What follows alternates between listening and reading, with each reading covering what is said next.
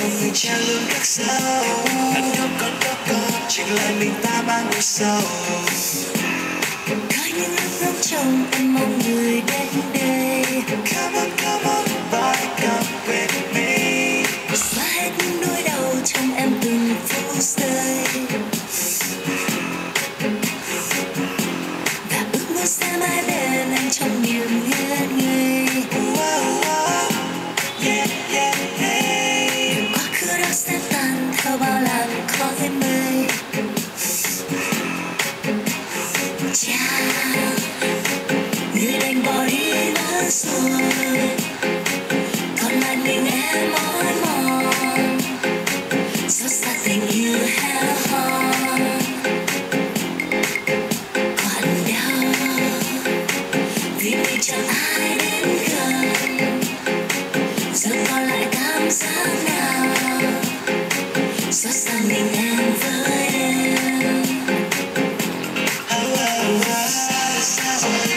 Còn bên nhau thiết tha, xa rồi bên mong nhìn ta như xa lạ. Đâu còn lại một người cha luôn khắc sâu. Đâu còn chỉ là mình ta mang nỗi sầu.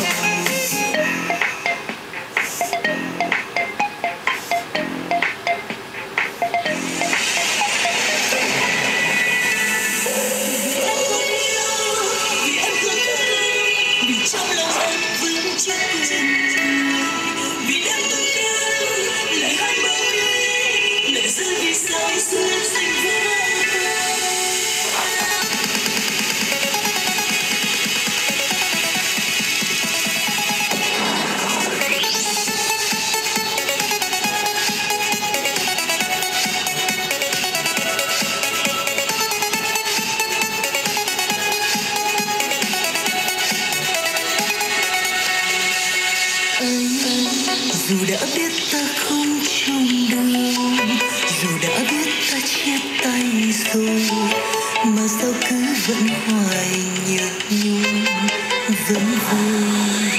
Anh dù đã biết anh luôn ở thơ, dù đã biết cô đơn đêm về, tình đừng vẫn mơ hoài bóng anh, nhớ anh.